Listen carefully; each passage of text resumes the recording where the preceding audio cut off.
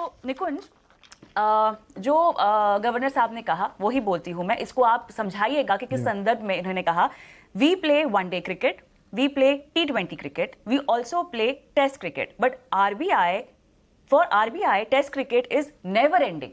इसका क्या मतलब है और किस संदर्भ में ये कहा और कैसे इनकी ये रणनीति हम अभी भी काम में आती हुई देख रहे हैं? देखिए, एक बात तो काबिले तारीफ है कि शक्तिकांता दास साहब जैसा घिस रहा है।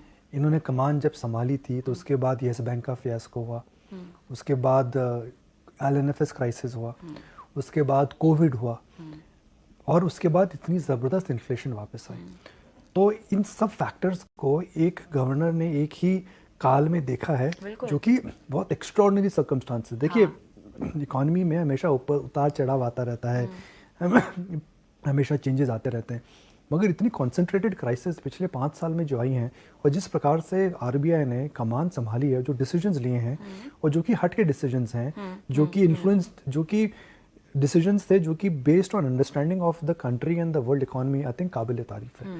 किसी भी बैंक को फेल होने नहीं दिया।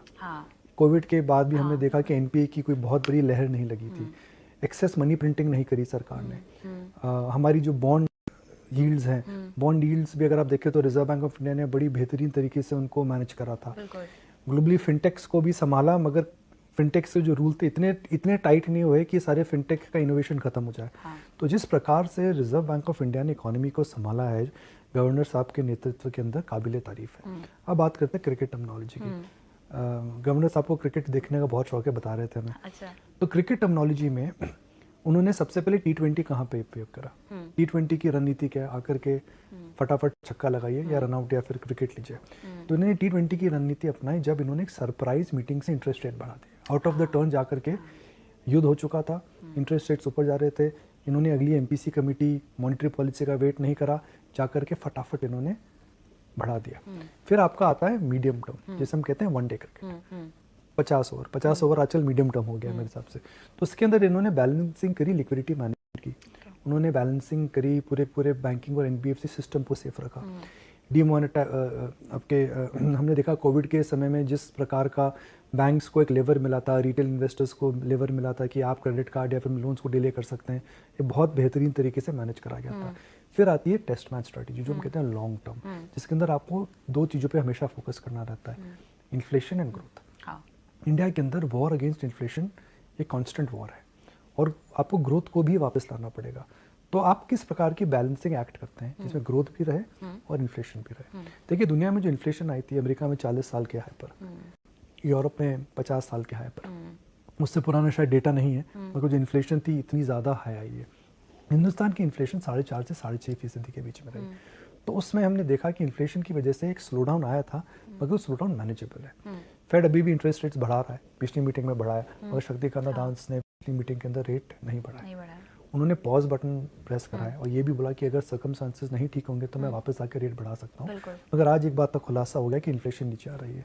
तो उन्होंने मेरे हिसाब से बहुत ही समझदारी से, बहुत ही सोच और विचार विमर्श करके जिन नीतियों से इकोनॉमी को संभाला है इस समय, वो एकदम काबिले तारीफ है। जहाँ पर आपको जाकर के एक सरप्राइज मूव करना था, आपने रेट आउट ऑफ टर्न बढ़ाए। जहाँ पर आपको लिक्विडिटी और नियर टर्म कोविड के इश्यूज को मैनेज करना था, वहाँ पर आपने स्ट्रैटेजी बनाई। मगर आपका जो लॉन्ग टर्म विजन रहता है रिजर्व बैंक ऑफ इंडिया का, price stability and lack of volatility, वो एक लॉन्ग टर्म टेस्ट मैच की स्ट्रैटेजी जिसे हम बोल सकते हैं, बिकॉज उसमें फॉर्म होता है। T20 में तो फिर भी आपको आकर के थोड़ा आप नॉन क्रिकेट स्टॉक लगा सकते हैं, वनडे के अंदर फिर भी प्रेशर होता है। Test match is about classics, जैसे हम कहते हैं जेंटलमैन गेम। वहाँ पे आपका true test of your talent is always is always comes out. तो वो जो लॉन्ग टर्म है, वहाँ पे भी इन्होंने बेहतरीन बल्लेबाजी करी। कौन से क्रिकेट के खिलाड़ी से आप उनकी क्वालिटीज को रिलेट कर पाएंगे? Master blaster Rahul Dravid? देखिए, हर फॉर्मेट के अंदर मेरे हिसाब से एक अलग अलग क्रिकेटर है।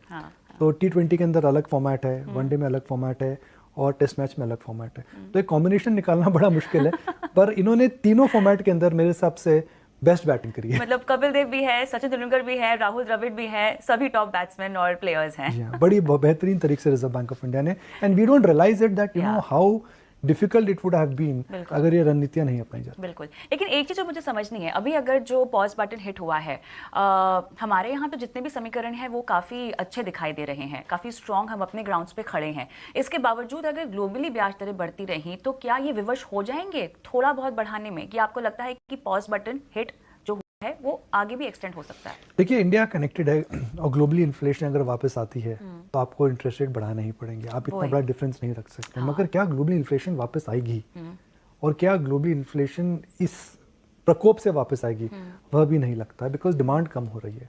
हम देख रहे हैं कि यूएस इकोनॉमी में हम रिसेशन की बात कर रहे हैं, सॉफ्ट लैंडिंग की बात कर रहे हैं, कई लोग हार्ड लैंडिंग की बात कर रहे हैं। हालांकि फेड की कुछ और कंपल्शंस हो सकते हैं जिसकी वजह से इंटरेस्ट रेट बढ़ा है, मगर मुझे लग रहा है कि with each passing day India is becoming very independent. देखिए, एक जमाना आया था यूएस फेडरल रिजर्व की जो इकोनॉमिक पॉलिसी थी वो independently of the world move करती थी, तो इंडिया भी वहाँ नहीं पहुंचा है।